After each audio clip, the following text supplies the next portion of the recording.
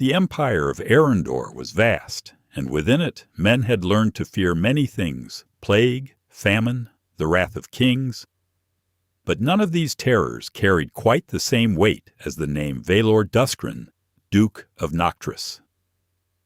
The duchy sat at the northern edge of the empire like a wound that had never properly healed. Beyond its walls lay the frozen sea, a merciless gray expanse that threw salt-laden wind against the black cliffs year-round. In summer, those cliffs steamed faintly with mist. In winter, which was most of the year, they simply wept ice. The forests that surrounded Noctris Keep were ancient and narrow-branched, their dark pines bending perpetually southward as if trying to flee the cold. Snow fell here with a kind of inevitability, not in gentle drifts, but in long, silent curtains that buried roads and swallowed the light. Noctris Keep itself rose from a promontory of black stone, as though it had been carved from the cliff rather than built upon it. Its towers were not ornate, they were tall and angular and severe, their arrow slits too narrow for warmth to escape or sentiment to enter. The keep's great hall could hold 300, but was rarely used for anything that resembled celebration. Its corridors smelled of old smoke and colder ambitions. The stone floors were worn in paths that servants had learned to walk quickly. It was the harshest winter in 4 decades, and everyone with sense had gone south. Seraphaine Morel arrived from the south by the last supply wagon of the season, huddled between sacks of salted cod and a crate of candlestick tallow. She was 23 years old, thin in the way of someone accustomed to hunger rather than fashion, with dark eyes that catalogued the world with the calm thoroughness of someone who had long since stopped being surprised by its cruelties. Her cloak was mended at both elbows. Her hands were rough. She had a small bag, a smaller purse, and a letter of employment signed by the keep's steward, a man named Aldrich Voss, who had hired her sight unseen based on her references from the Countess Alwyn, for whom she had served as chambermaid for 3 years before the Countess died of fever and the household dissolved. The wagon driver, a weathered man named Pell, who had made this run 11 times, watched Seraphaine step down onto the icy cobblestones of the keep's outer yard and said, with what passed in the north for kindness, "You'll want to keep your eyes down. Don't speak unless spoken to. Don't go near the east wing after dark.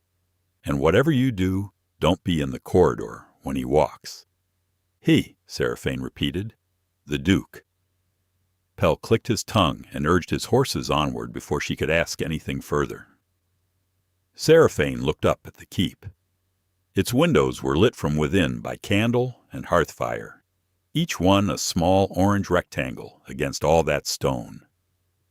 Somewhere behind those walls lived a man whose name the Empire whispered like a warning. She picked up her bag and walked toward the entrance. She was given a small room in the servants' quarters on the 2nd floor, barely more than a cot, a wash basin, and a hook on the wall, and she was grateful for it.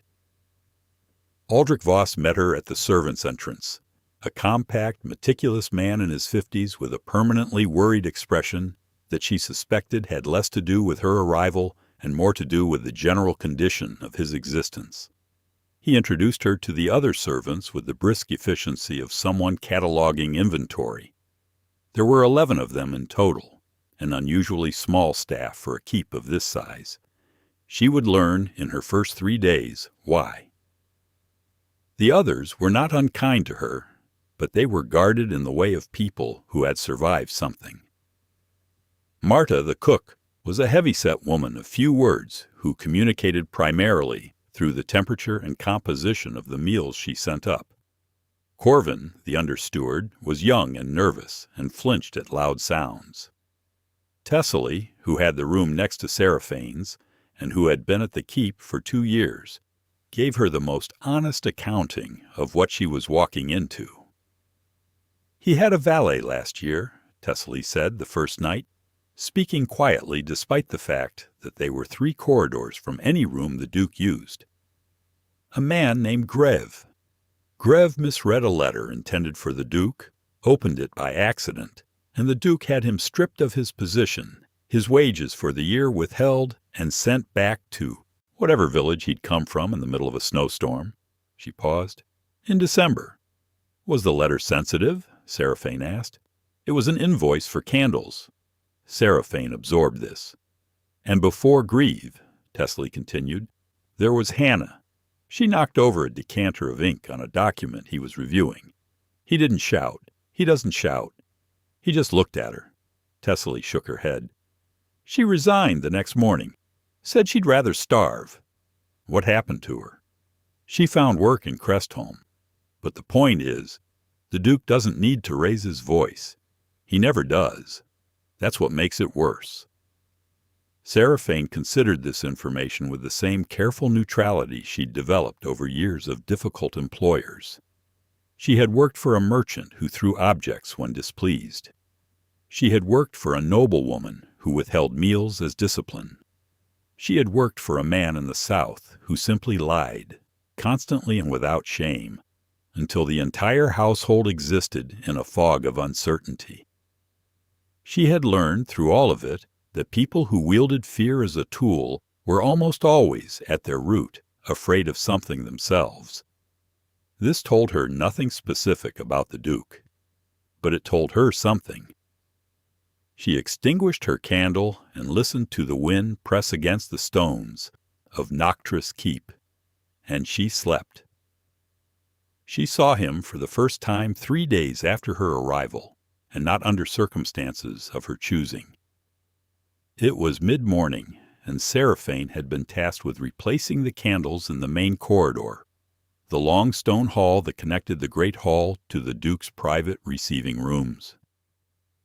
She was halfway through the task, climbing a short ladder to reach the iron sconces, when she heard the doors at the corridor's far end open. The sound that preceded him was silence. Not the ordinary silence of an empty corridor, but the particular pressurized silence that gathers when people stop breathing. The 2 guards at the far end went rigid. A housemaid who had been sweeping near the doors pressed herself flat against the wall as if hoping to become part of it. Vaelor Duskryn walked the length of the corridor with the measured pace of a man who had never once in his life been required to hurry. He was tall, taller than she had imagined, though she couldn't have said why she had imagined him at any particular height. Dressed entirely in black wool and dark leather, his silver signet ring catching the corridor's dim light as he moved. His face was the kind of face that had once, probably, been handsome in a conventional way, before something had sharpened it down to its essential components. A strong jaw, a straight nose, dark eyes that moved with unsettling precision across everything they passed over. He looked like a man who had trained himself to waste nothing, not words, not movement, not attention. He noticed everything in the corridor in approximately 4 seconds. He stopped. Behind him, 2 advisors had been speaking. Seraphaine could hear the trailing syllable of an interrupted sentence. They stopped too. The Duke was looking at Lord Farrencolt, one of the lesser noble advisors who had apparently chosen this moment to conduct a conversation with someone at the far end of the corridor. Calt was a florid man in expensive clothes who had the misfortune of laughing at the exact moment the Duke appeared. The laugh died in his throat, like something small encountering something large. "Lord Calt," the Duke said. His voice was quieter than Seraphaine expected. It carried, in the way that very still things carry, not by force of volume, but by the absolute absence of anything else. "Your Grace," Calt said, visibly swallowing, "I received your report on the Eastern grain allocation." The Duke paused. "It contains 17 errors. 3 of them are deliberate." Calt's face had gone the particular color of old cheese. "Your Grace, I can assure you—" "I am not interested in your assurances. I am interested in your replacement." The Duke turned to one of his advisers. "Voss, see to it. Lord Colt will vacate his rooms by this evening. He will return his signet of office and the documents pertaining to the Harrowfield account. If any of those documents are missing, he will explain their absence to Lord Commander Stern." Celt made a sound. It was not quite a word. The Duke did not look at him again. He walked on. He was passing directly beneath the sconce Seraphaine was attempting to light when she realized, with a sudden clarity, that she was the only person in the corridor who had not pressed herself against the wall. She was standing on a ladder at approximately the Duke's eye level, holding a candle, looking at him. He stopped. She looked back at him with the steady attention of someone filing information away. "You're new," he said. "Yes, Your Grace. 3 days. What is your name?" "Seraphaine Morel. I was taken on by Steward Voss." He studied her for a moment with those precise dark eyes. Most people, she imagined, found that gaze unbearable. It felt like being measured. But she had been measured by harder eyes than his, and found wanting in more concrete ways. She remained on the ladder. "Why are you not afraid of me?" he asked. He did not sound offended. He sounded genuinely curious, in the way of someone encountering an unfamiliar equation. Seraphaine considered the question honestly. "I haven't yet determined whether I have cause to be," she said. Something moved behind his expression. She couldn't name it. It was brief and controlled, and then it was gone. He walked on. That evening, Thessaly found Seraphaine in the kitchen and gripped her arm with both hands. "What did you say to him?" "Very little." "He asked Voss about you." "By name." Thessaly's expression oscillated between admiration and alarm. "In 3 years I have never heard him ask about a servant by name. Not once." Seraphaine considered this. "What did Voss say?" "That you had good references and appeared competent." "That's accurate." Thessaly stared at her. "You're either the bravest person in this keep or the most foolish." Seraphaine picked up her supper bowl. "Those aren't always distinguishable," she said and ate. The grand dinner was held 12 days into Seraphaine's service, convened ostensibly to discuss the duchy's winter supply contracts, though everyone in the keep understood that such gatherings were also performances, choreographed demonstrations of the Duke's authority for the benefit of visiting noble representatives. 6 lords had made the journey through the winter roads: Bareth of the Midlands, Seraphaine and his wife from the coast, the thin and watchful Lord Ulrich Thane of the western reaches, the merchant Lord Creswick, who moved between titles as easily as coats, and Lady Meerith Arvel, a widow who governed 3 villages in the southern pass, and who was, Marta told Seraphaine, while plating the first course, the most dangerous person in this room, not excepting the Duke. Seraphaine was serving that night, one of only 4 servants in the hall, since the Duke kept his staff deliberately small at such events. She moved quietly between the great carved chairs, pouring wine and removing courses, performing the particular invisibility that good service required. She had learned it young, how to be present without intruding, how to watch without being seen to watch. She watched. The Duke sat at the head of the long table beneath the hall's iron chandelier, its 100 candles making stark shadow work of his face. He said little during the first 2 courses, which clearly discomfited his guests in ways that different amounts of talking would not have. He ate sparingly. He listened to Lord Sorvaine's lengthy account of the coastal tariff disputes with an expression of exact neutrality. Then Lord Bareth, who had consumed more wine than the others, made what he evidently considered a subtle overture.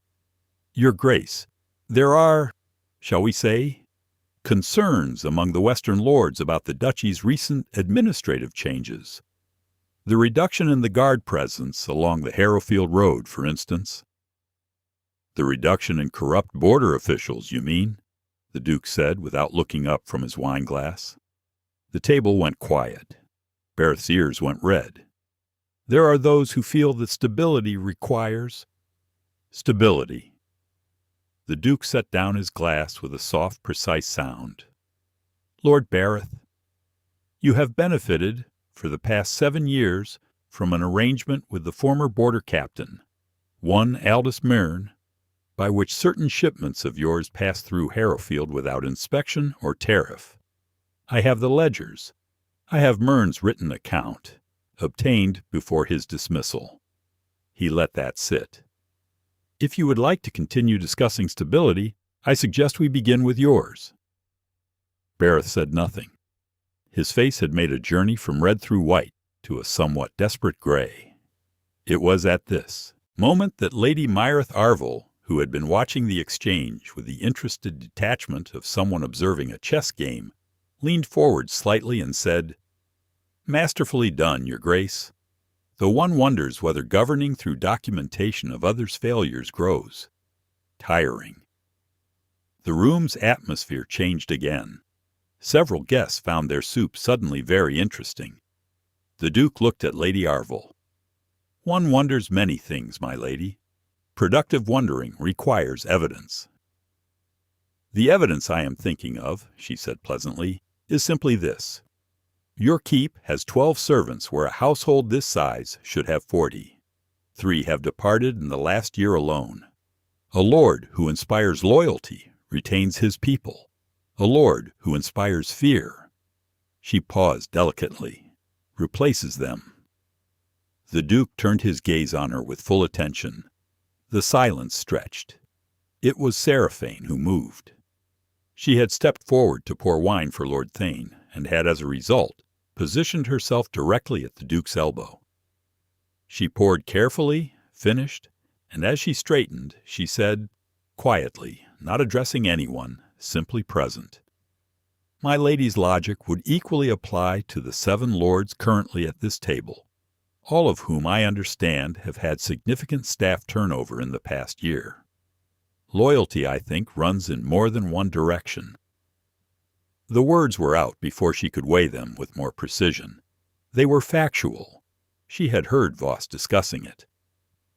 Lady Arville turned her cool gaze on Seraphaine. The other guests stared.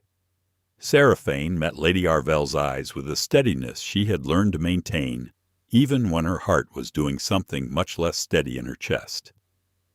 Then the Duke said, very quietly, "Morel, finish the pour." She did. She stepped back. The dinner continued. But she felt the Duke's attention on her for the rest of the evening, like a hand pressed lightly against her shoulder blade. Not threatening. Something more difficult to name. After the guests had retired and the hall was being cleared, Voss appeared at Seraphaine's elbow with the particular expression of a man who has survived something and isn't yet certain of the extent of his relief. "The Duke wishes to speak with you," he said, "in the corridor." She went. Vaelor Duskryn stood at the corridor's high window, looking out at the dark. Snow was falling against the glass. He did not turn when she approached. "You spoke at my table," he said. "Yes, Your Grace." "Without permission?" "Yes." He was quiet for a moment. Outside, the snow fell with indifference. "Lady Arville's point was accurate," he said finally. "My staff numbers are low. This is a fact." "It is," Seraphaine agreed. "Why did you answer her?" She thought about it honestly. "Because what she said was also partly inaccurate, and I knew the fuller picture. I thought it relevant." He turned from the window then and looked at her. In the corridor's candlelight, something in his face was different from the dining hall. Less performed, perhaps. More tired. "Do you always speak when you think something is relevant?" he asked. "Not always. I choose the moment." "And you chose that one?" "Yes." Another silence. He studied her with that same precise, genuinely curious attention he'd turned on her at the ladder, as if she were a problem he hadn't encountered before and wasn't sure yet how to classify. "You'll receive no punishment for it," he said at last. "The observation had merit, but do not mistake my tolerance for an invitation. "I don't make that mistake," she said. "Good night, Your Grace." She turned and walked back toward the servants' corridor. She heard no footsteps behind her, no voice calling her back. But for a very long time, after she turned the corner, she could feel that window-dark silence at her back. January deepened, and with it the keep's particular winter rhythm. Shorter days, longer nights, the groaning of ice in the walls, the smell of wood smoke so constant it became part of how everything tasted. Seraphaine had, in 4 weeks, developed a precise map of Noctris Keep's emotional geography. The kitchen was warm and relatively safe. Marta governed it with an iron consistency that left little room for disaster. The servants' corridor was neutral. The Duke's receiving rooms and study were avoided after midday by general consensus. The library, on the keep's west side, was the strangest room, large and cold and full of books that appeared to have been read extensively, their spines soft with use. And it was also, she discovered, empty most of the time. She used it, in the evenings after her duties were complete, to read by the small hearth fire. She was reading a history of the duchy's founding wars when the Duke walked in at what must have been the 9th hour of the evening. He stopped when he saw her. She looked up. "Your Grace." He looked at the book in her hands, then at her, with the expression of someone recalculating something. "Most servants don't read," he said. "I'm aware of that." "Where did you learn?" "My mother taught me. She was a schoolmaster's daughter, before she married my father." She closed the book on her finger to mark the page. "I can leave if you need the library." "I come here to think," he said, after a pause that contained something she couldn't quite see inside. "I didn't expect company." "Thinking doesn't require solitude," she said, and opened her book again. He did not leave. He sat at the far end of the long table with a decanter of something amber and a document he appeared to read, without seeing. And they spent the better part of an hour in each other's silent company, which was somehow less uncomfortable than Seraphaine had expected, and she suspected more than he had. "You're reading Cornvale's account," he said eventually. She looked up. "Yes, he's unreliable on the third succession, but his account of the winter siege is compelling." The Duke stared at her. "You've read his other volumes?" "2 of them. I found them in the servants' library in Countess Alwyn's house." She had a surprisingly good collection for someone who didn't read. Something she could only describe as reluctant interest crossed his face. "Cornvale overstates Aldrich I's brutality for rhetorical effect," he said. "He was brutal, but not without strategy. There's a distinction." "Is there?" "Brutality without strategy is chaos. Brutality with it is—" He stopped. Something shifted in his face. "Policy," he finished in a slightly different tone. Seraphaine regarded him steadily. "And which kind governs Noctris, would you say?" The question was direct. She didn't soften it. She watched him consider it. Watched him actually consider it. Not deflect or shut down as she expected him to. "You ask dangerous questions for a maid," he said at last. "You give interesting answers for a duke," she replied. He looked at her for a long moment, studying again that precise cataloging gaze. And then he said something she did not expect. "My father believed fear was more reliable than love. He governed accordingly." She said nothing. She understood this was not a statement that invited response, not yet. It was something released rather than spoken. She let it settle. "Was he right?" she asked quietly, after a measured pause. The Duke looked at the fire. "He is dead," he said, "and I am alone in this keep in the middle of winter." "You tell me." He refilled his glass, rose, and left. Seraphaine sat in the quiet of the library for a long time afterward. the history of old wars open in her lap, thinking about what it meant when a man answered his own question in the asking. February brought storms of such violence that the keep's upper passages were sealed for 3 days, and the household drew inward around the great hall's hearth. Provisions from the cellars, candles burning round the clock, the sound of wind over stone like something ancient and badly translated. It was during this confinement that Vaelor Duskryn began to change, so slowly that most of the servants couldn't have named the specific moment they noticed it, only that something was different.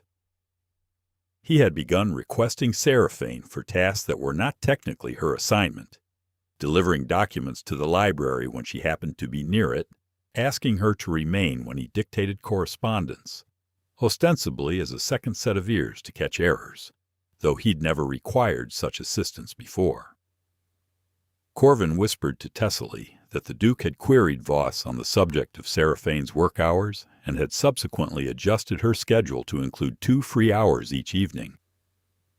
Thessaly told no one, and then told everyone.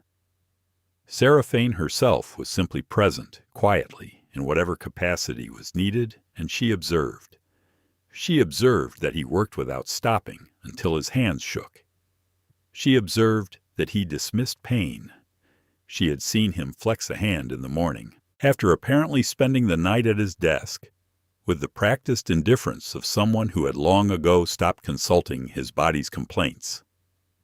She observed that he had no friends, not advisers he trusted, not lords he considered equals, not a single person in the keep he addressed with anything warmer than formal courtesy.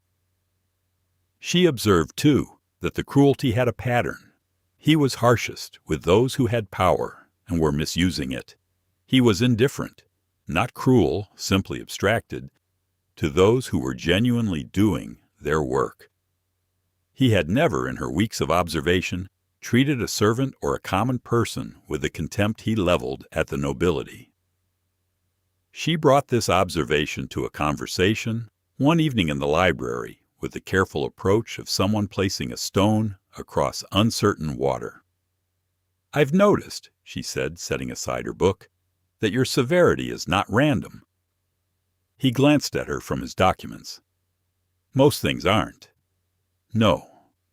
But I mean specifically, you're far harder on people who have something to protect. Power, reputation, money. You're almost gentle with people who have nothing." The word gentle made him look up fully. His expression suggested it was not a word he associated with himself. "Observation or interpretation?" he asked. "Both," she said. "I notice your steward Voss makes errors regularly, and you've never once addressed them the way you addressed Lord Calt. Marta under-orders once a month, and you've never questioned her on it. Corvin dropped an entire stack of documents in your corridor last week. I heard, and you said nothing." He was quiet. "Why?" she asked. He was quiet for a longer time. The fire spoke between them in small, inconsequential pops. "They have nothing to hide," he said finally. "People who hide things, who build their comfort on the discomfort of others, require a different kind of attention." He looked at his hands. "My father taught me that the guilty always announce themselves, if you watch long enough." "And do they?" she asked. "Announce themselves?" "Yes," he said. "But by then—" He stopped. "By then the cost has already been paid," she said quietly. He looked at her sharply. "You're not wrong," she said, "about the guilty. I've seen enough of them to agree with the principle. I'm asking about the method." She met his eyes steadily. "Fear is efficient. It's also isolating. You've built something so effective at keeping people afraid that it's also kept them, and everything they might have offered you, at a permanent distance." She paused. "I don't say that to be cruel. I say it because it seems to be the thing you haven't yet calculated for." He did not speak for a very long time. "You are remarkably direct," he said at last. I found it saves time. Most people are not direct with me because they are afraid of what I will do. I've told you, she said, I haven't yet found a reason to be afraid of you. And what, he said quietly, would constitute a reason? She considered this. If I saw you harm someone who had done nothing to deserve it, she said. If I saw you use your power simply because you could, rather than because something required it. She looked at him. I haven't seen that. Something moved in his face, complicated and briefly visible, and then controlled again. But she saw it. You see too much, he said. I've always looked carefully, she said. It costs nothing and reveals a great deal. He rose, and she expected him to leave. Instead, he walked to the window and stood there a long moment with his back to her, and she understood, without being told, that something was happening in his interior that he was not equipped to process with a witness present. Good night, Morel, he said, his voice lower than usual. Good night, Your Grace, she said, and this time she did not feel the need to say anything more. March arrived. The storm softened marginally. The frozen sea beyond the cliffs stopped roaring and settled into its winter quiet. A cold, gray, watchful silence that felt, to those who knew it, like the pause before an exhale. Something was changing in the keep, and the servants felt it before they could name it. It began with small things. The Duke instructed Voss to increase the servants' coal allocation without being asked. He appeared in the kitchen one morning, unprecedented, and addressed Marta by name, inquiring about the state of the winter stores, with a courtesy that left Marta too surprised to be intimidated. When young Corvin tripped and struck his shoulder on a doorframe and winced audibly in the Duke's presence, the Duke paused and said, Have Aldrich see to that, with none of the irritation such an interruption would previously have earned. Thessaly told Seraphaine about each of these occurrences with the excitement of someone reporting minor miracles. Seraphaine listened with quiet attention and said little. She was aware, more than she wished to be, of the degree to which these changes correlated with her conversations with the Duke. She was also aware that the attribution of cause and effect was not her place to make. She had not set out to change him. She had simply been herself, honest, unafraid, present. Their conversations had become, over February, a kind of irregular but relied-upon fixture of the library evenings. They talked about history, which he knew thoroughly and passionately, and about governance, which he thought about with an intensity she found unexpectedly impressive, and occasionally about the duchy itself, which he spoke of with a complicated pride and an equally complicated guilt. One night in the third week of March, he said without preamble, I exiled a man 6 years ago, a merchant from the harbor town. He had been overcharging the fishing families for transport, significantly, for 3 years. I had him stripped of his license and his house, and sent to the southern province. Seraphaine set down her book. Was the charge accurate? Yes. Then why are you telling me? He was quiet for a moment. Because his daughter was 12 years old and had done nothing wrong, and she went south with him, and I have not permitted myself to think about that until recently. The fire between them required no comment. She let the silence hold what it needed to. You can't undo the past, she said finally. You know this. I know. But you can govern differently going forward. I have been attempting to. He looked at her then, directly, with none of the usual governance of his expression, more naked briefly than she had seen a person of his stature permit themselves to be. I am not certain I know how. She held his gaze. You're already doing it, she said. You're doing it every time you choose to see the person instead of the problem. Every time you ask a question instead of issuing a sentence. She paused. It's not a technique. It's a practice. He looked at her for a long, very still moment. "Why does it matter to you?" he asked. "What I am, what I become." The question was genuine. She could hear it under the words, the honest, slightly bewildered need to understand why anyone would invest in his outcome. She thought carefully before answering. "Because I have worked for people who were cruel without reason," she said, "and people who were cruel because they were afraid, and people who were cruel because no one had ever shown them the cost." She met his eyes. "You are the third kind, and the third kind can change." She paused. "If they choose to." He was very quiet after that. When he spoke again, his voice was different, lower, stripped of its public cadence. "My mother used to read to me," he said, "in this library, when I was young, before she died." He looked at the shelves. "I had forgotten until recently that this room could feel inhabited." Seraphaine looked around the library's long shelves, its firelight, its old cold air beginning, fractionally, to warm. "It does now," she said simply. He did not reply. But when she glanced at him, she saw something on his face that was not, for once, guarded or controlled or precisely maintained.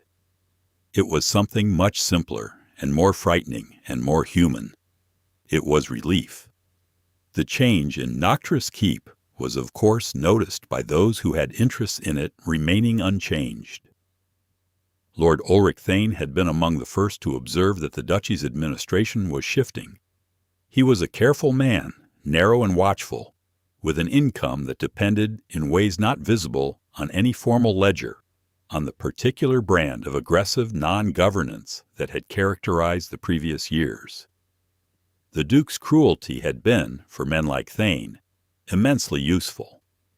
It had kept the common people cowed, kept other nobles cautious, and kept oversight of certain commercial arrangements that did not bear close examination, comfortably impractical. Now the Duke was asking questions, detailed informed questions about tariffs, about road maintenance, about the grain records from the previous 3 winters.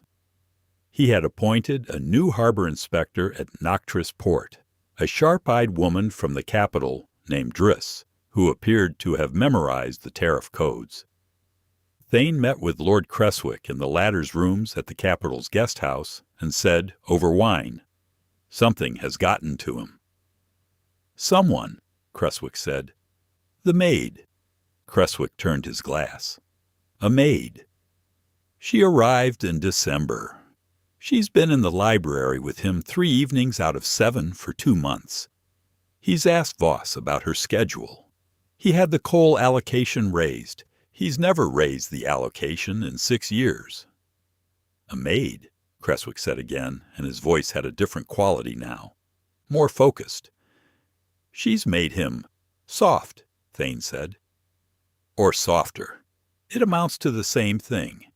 If he begins actually governing this duchy according to the law, the arrangements we have will not survive examination," Creswick finished. "I understand." He set down his glass. "Then the maid is the problem." They were not the only ones. Lady Mirith Arvel had her own reasons for concern, not financial in her case, but political. She had spent years cultivating a particular relationship with a Noctris that was too internally focused to interfere with the pass road that crossed her lands. A more engaged, outward-facing Duke was a different kind of problem. She wrote a letter. It was oblique, as her letters always were, and addressed to a third party in the capital who understood oblique language.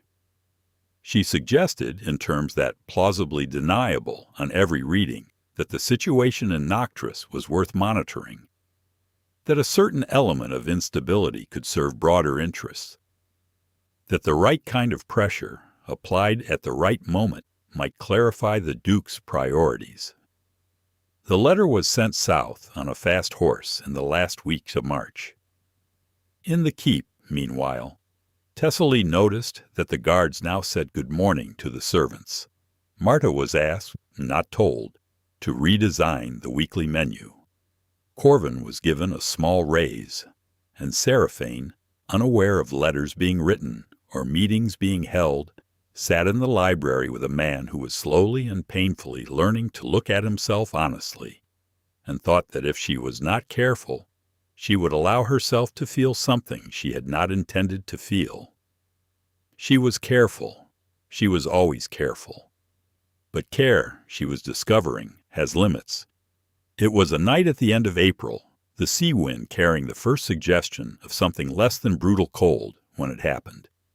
They had been discussing, with the oblique, charged quality that had become characteristic of their evenings, the nature of regret.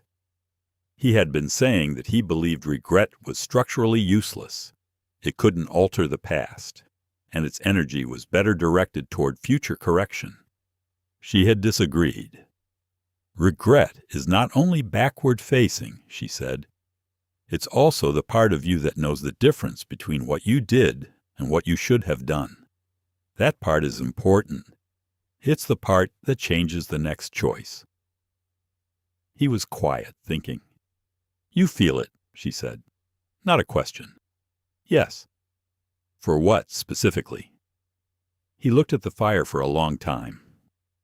There was a village, he said finally, on the Harrowfield border, 4 years ago. A dispute over grazing rights, complex. It had been ongoing for decades. My approach was categorical. I resolved the dispute. He stopped. I resolved it in a way that was technically legal and practically devastating. The village lost its common pasture. By winter, he stopped again. Go on, she said quietly. By winter, a third of the livestock were gone. The village was hungry. His voice was even, but there was something underneath the evenness that was neither comfortable nor controlled. I knew before the winter ended. I chose not to revisit the decision because revisiting it would have been admission. He turned from the fire and looked at her. Of error, of harm. And now I have increased the duchy's relief allocation for that village for the past 2 years, quietly, through different channels so it couldn't be traced to a reversal. He paused. It doesn't fix it. No, she agreed. It doesn't. But it's something. It is, she said. It's considerably more than nothing. He rose and walked to the window. Outside the sea was dark and far. She watched his profile, that uncompromising jaw, the line of tension that ran permanently between his brows. Something in the set of his shoulders that was, tonight, for the first time she could clearly identify, not armor, just exhaustion. The ordinary, very human exhaustion of someone who has been carrying something heavy for a long time. Without deciding to, she said, You don't have to carry all of it alone, you know. He didn't turn around. People have been offering to help me govern for 20 years, he said. Every offer had a cost attached. I'm not offering to help you govern, she said. I'm offering... She stopped because she wasn't certain of the exact word. Company, she said finally, while you work through it. The window held his reflection faintly in the dark glass. She watched his reflection look at her. Why, he asked, the same question he had asked months ago, but different now, more fragile. She considered the honest answer, which was complicated and frightening and several things at once, and she chose the part of it that was simplest and truest. Because I think you are trying very hard to become someone worth knowing, she said, and I find I am interested in meeting that person. He turned around. She was standing, though she didn't remember standing. They were 8 feet apart across the library's cold stone floor, and the fire was low, and the keep was quiet around them, and he was looking at her with an expression she recognized. She recognized it from the inside, from knowing what it felt like, as someone confronting a feeling they had not granted themselves permission to have. Seraphaine, he said. It was the first time he had used her given name. Don't, she said gently. He stopped. "Not because—" she began, and then she breathed carefully. "Because there are things between us that are not yet resolved. Your position, mine, what is being said in this keep. There are people watching." She met his eyes. "I am not saying no. I am saying—" slowly. He stood very still for a long moment.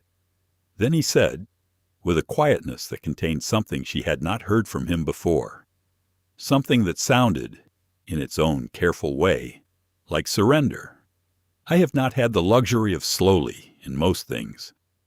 "I know," she said, "but you have it now." He nodded once and returned to his chair, and they sat in the library's firelight for another hour, reading in a silence that was no longer empty.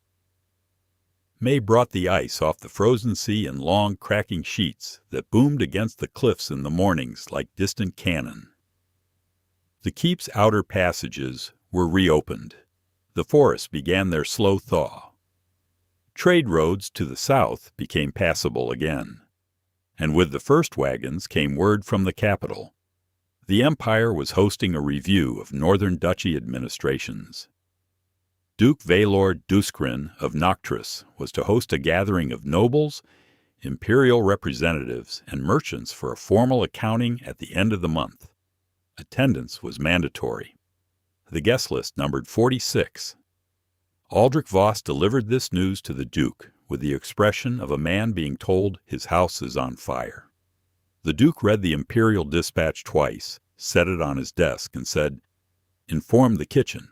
We'll need additional staff." He said nothing about the gathering's political dimension. He did not need to. Everyone in the keep understood that 46 people arriving in May, after the winter's changes, after the administrative reshuffling, after the removal of 3 corrupt advisory positions, after everything that had happened since December, was not a neutral event. Seraphaine understood it most clearly. She understood because, in the week before the gathering, she found a dead bird on her windowsill. It could have been coincidence. Birds died in winter. They found their way into strange places. But it was May, and the window had a latch, and she had not opened it. She did not tell the Duke. She told Thessaly, who went pale, and she told Corvin, who went to tell the head guard Brennan without being asked.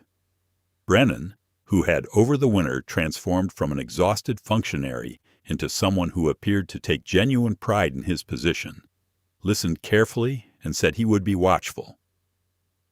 3 days before the gathering, she found a folded note tucked under her chamber door. It read, in an anonymous hand, "Leave before the month's end.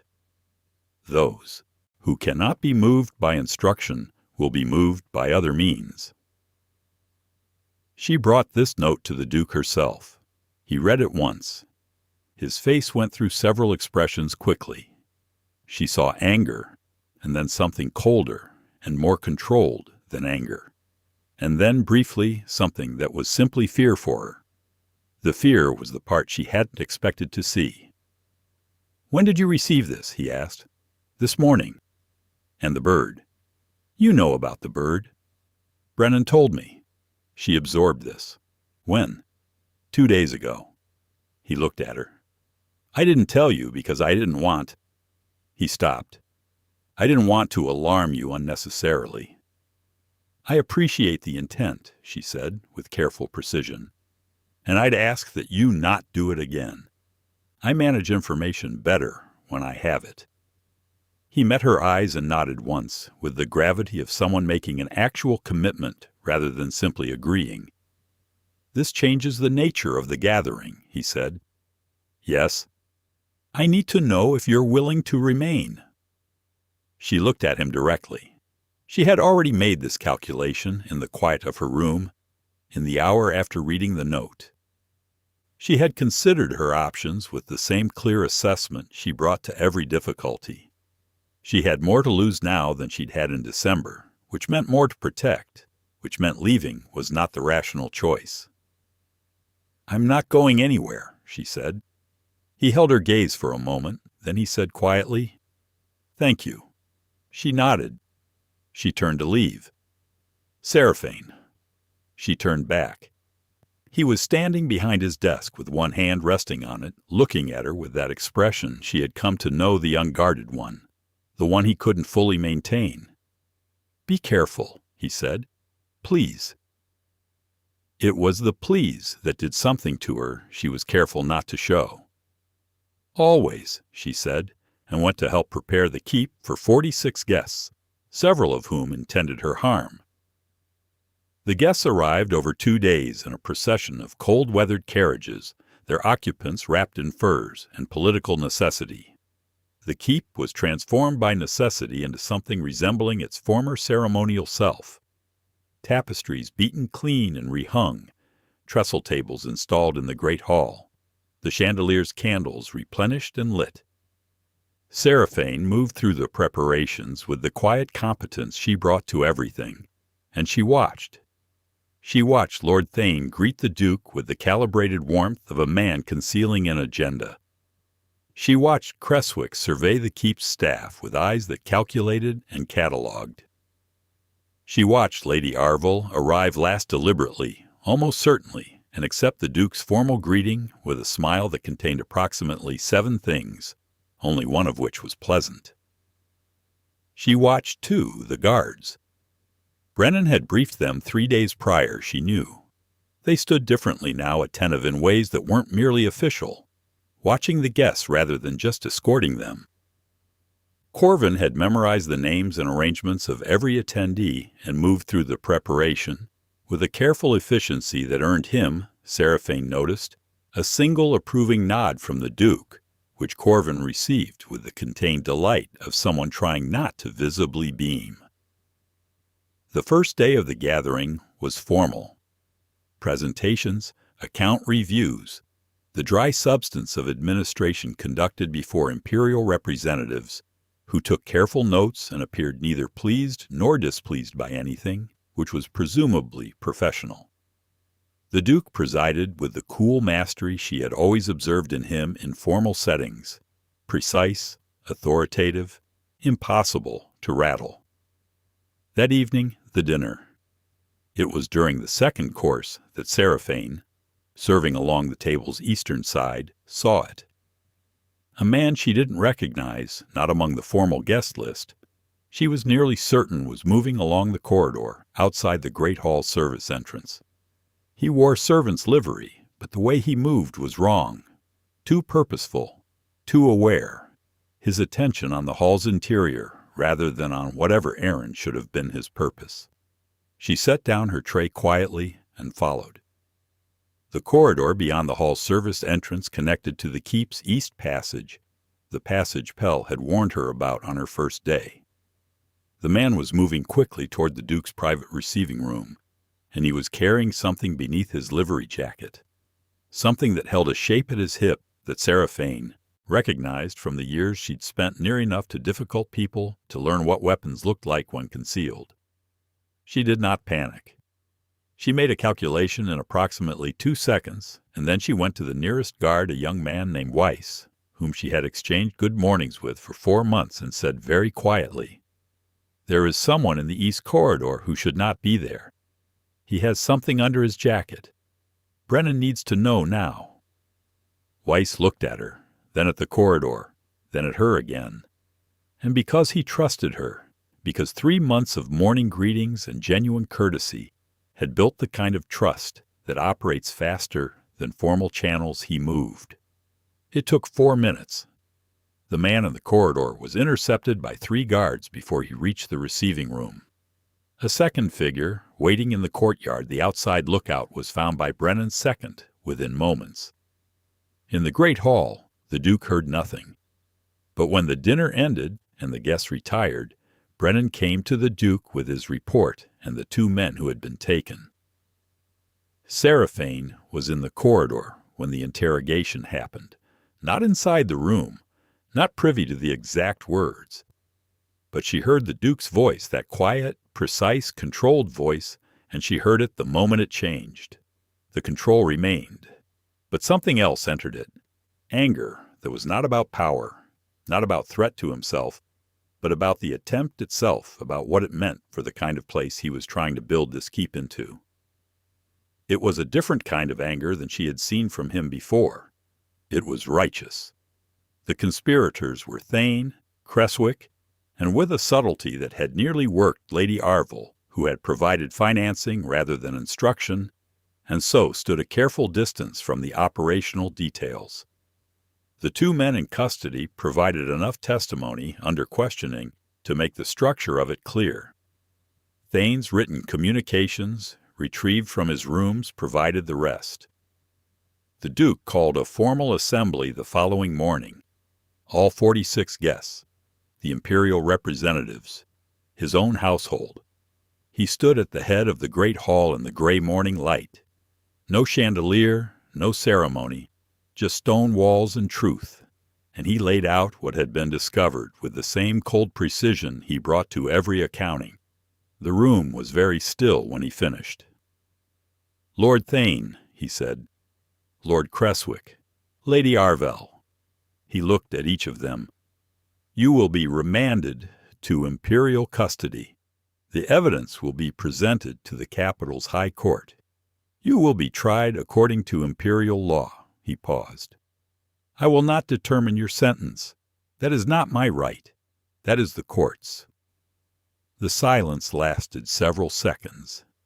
Then Lord Bareth, the florid, wine-reddened Bareth, who had tried to bluster his way through a dinner in winter and been neatly taken apart, said, with something in his voice that might have been shame, "Your Grace, I had heard suggestions that there were plans being laid. I said nothing." He stopped. "I should have said something." The Duke looked at him. "Yes," he said, "you should have." He paused. "See to it that you do in future." Bareth nodded. It was a small thing, but small things, Seraphaine had learned, were how large things began. After the assembly, the imperial representatives requested a private meeting with the Duke. It lasted 2 hours. When it ended, the head representative, a measured woman named Osta, who had said almost nothing for 2 days and now said a great deal, came out with the expression of someone who has revised an expectation significantly upward. What happened next took several days to compose itself into official language. But the substance of it was this. The Empire had watched the North's most feared duchy choose justice over vengeance, choose process over power, choose transparency over expedience. It had done so at significant personal and political cost. The imperial representatives filed their report accordingly. It would be 3 weeks before that report reached the capital. But Noctis felt the change before the capital acknowledged it. The servants of the keep, who had watched 2 would-be assassins taken in their corridors, who had been asked by their duke whether they were unharmed before he asked about the status of his own property, who had seen him, the morning after, eating breakfast in the kitchen rather than his rooms, because the great hall was being used for the assembly. These people began, carefully and then less carefully, to smile. Marta made bread with cinnamon. It was the first time she had made it since before the previous summer, Teslie said, because the previous duke did not permit the smell of it in the mornings as it gave him headaches. No one had told Marta the ban was lifted. She had simply decided it was time. Seraphaine sat in the kitchen that morning and ate warm bread, and listened to Corvin talk about his mother's village, and watched Brennan teach one of the younger guards a card game, with the patience of a man who had stopped counting down until his duty ended and started simply being present in it. She thought, something has turned, something irreversible. She thought, I am glad I stayed. He found her on the eastern balcony in the blue hour before supper, the sea wind coming off the cliffs with the first warmth it had carried in months. She was leaning on the stone rail, watching the water. He stood in the doorway for a moment. Then he walked out and stood beside her. For a while they simply looked at the sea together. The ice had broken up significantly. The water was dark and moving. catching the last horizontal light. "The Imperial report will be favorable," he said. "I heard Voss mention it. The High Court will convene in 6 weeks.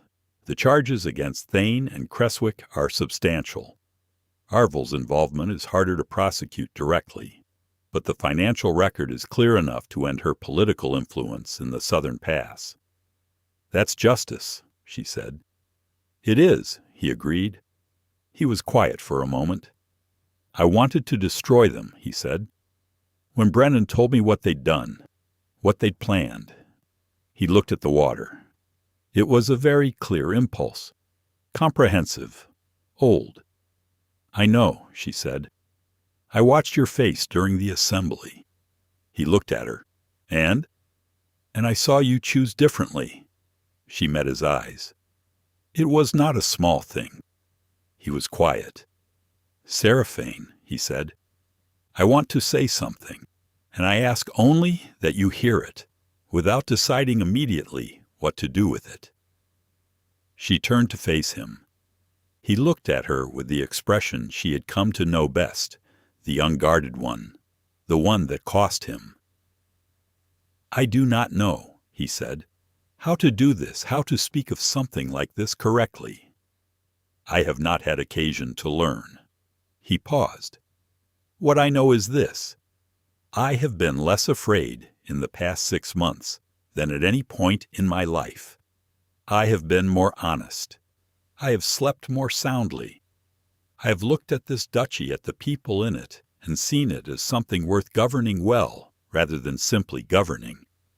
He looked at her steadily. "All of this is, in material terms, your fault." She felt the smile before she could stop it. "I am," he continued, with the gravity of a man making a precise accounting, "not a man of easy sentiment. I do not say things I do not mean, because I have seen what words used carelessly can cost." He paused. "So when I tell you that I would very much like, if you are willing to spend whatever considerable future I may have as a better man in the company of someone who makes that better man feel possible." He stopped. His jaw worked once, briefly. "I am saying it with my whole intention." The sea moved below them. The wind lifted her hair at her temple. She looked at him, this cold, brilliant, damaged, trying man, and she said the honest thing, the way she had always tried to. "I have been careful," she said, "not to let myself feel what I have been feeling since February, because the distance between your position and mine seemed like a fact of the world that couldn't be negotiated." She paused. "But I've been in this keep long enough to know that the Duke of Noctris negotiates differently than he used to." He reached out and took her hand, carefully, as if it were something that could break, though she was not the kind of person who broke. He knew that. That was partly why. "Then perhaps," he said, "we negotiate." She looked at his hand over hers. His signet ring was cold from the wind. His palm was warm. "Perhaps," she said, and let herself, for the first time, simply feel it, the extraordinary, ordinary warmth of it. The formal announcement was made on the 1st of June at a public assembly in Noctris Port, where the fishing families and tradespeople and harbor workers gathered in the morning light with the bewildered attention of people who had stopped expecting surprises from the north.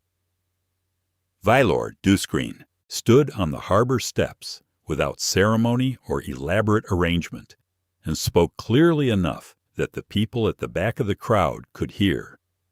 He said that the Duchy of Noctris would be undergoing an administrative reorganization, new oversight structures, new mechanisms for reporting corruption, increased allocation for road maintenance and the harbor's public works. He said that the tariff on small fishing vessels would be reduced to its legal minimum, effective immediately. He said that the grain relief program he had been quietly running for 2 years would be formalized and funded openly.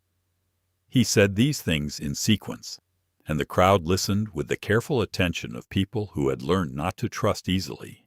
Then he said, "I intend to marry Seraphaine Morel." She came to this keep in December as a servant. She is the most honest and the most courageous person I have met in 20 years of governance. She is the reason this duchy is becoming what it should have always been." He paused. "I am aware that this announcement will cause a great deal of comment in the capital and among the nobility. I am aware that I cannot compel acceptance. I am asking instead for understanding, and I am offering in return a duchy that governs with the law and not above it, and a duke who answers for himself." The silence lasted precisely 4 seconds. Then someone in the middle of the crowd, a fisherman it later emerged, named Cresser, who had benefited from the reduced tariff program and whose daughter had been in the relief grain cohort, started to applaud. He was joined in the next 2 seconds by the people around him. In 30 seconds, the harbor was very loud. Seraphaine stood beside the Duke at his side, not behind him, and felt the sound of it move through the air and through her chest, and into something that had been very quiet and very cold for a very long time, and become warm. She looked at him. He was looking out at the crowd with the expression of a man who was encountering, for the first time, the specific sensation of being cheered rather than feared. He was not entirely sure what to do with it. She put her hand in his. He looked down at their joined hands. Then he looked at her. Then in public, in the harbor, in front of 300 people, for the first time in 20 years, of a face that had been schooled to give nothing away. Vaelor Duskryn smiled. The nobility of the empire registered their objections in a series of formal letters that became, over the following months, progressively shorter and less confident. The imperial court reviewing the Noctis administration reports, the high court's sentences handed down to Thane and Creswick, and the duchy's suddenly clarifying economic numbers produced not an objection, but an official commendation. Lady Arvel, stripped of her southern pass privileges, retired from political life and was not heard from again. In Noctis Keep, Marta made bread every morning. Corvin was promoted to under-steward. Brennan began training a genuinely loyal guard rather than a fearful one. Thessaly, who had been at the keep for 2 years in a state of permanent low-level terror, found that she was remarkably, improbably, happy in her work. The eastern wing, long sealed and dark, was opened and cleaned and replanted with what could grow in northern soil. The Duke's study acquired a second chair. The library, in the evenings, was inhabited. 2 years after the harshest winter in 4 decades, the Empire's cartographers updated their maps of the northern territories. The Duchy of Noctis was newly noted in their marginal annotations as follows: prosperous, stable, population growth sustained for 2nd consecutive year, trade routes maintained at exceptional standard, corruption index lowest in Empire. The people who lived in the fishing villages and harbor towns and forest hamlets of the north would not have expressed it in cartographic terms, but they would have said something simpler and closer to the truth. Things were better. Roads were repaired before they became impassable. When the grain stores ran low, 2 winters after the Great Storm, relief came before hunger did. When a dispute arose between village factors on the eastern border, a representative of the duchy arrived to hear both sides and apply the law. The guards at the checkpoints said good morning. In the keep, the changes were both larger and smaller than outside accounts suggested. The Great Hall was used now for actual gatherings. A harvest dinner in autumn, a midwinter celebration that the servants planned themselves with a latitude they had never previously been granted. A spring assembly where the Duke and his wife received petitions from the duchy's common people directly. The petitioners came, at first, cautiously. They came afterward regularly. The Duke had not become a different man so much as he had become a fuller one. The intelligence remained sharper, if anything, now that it was aimed at something he believed in. The authority remained.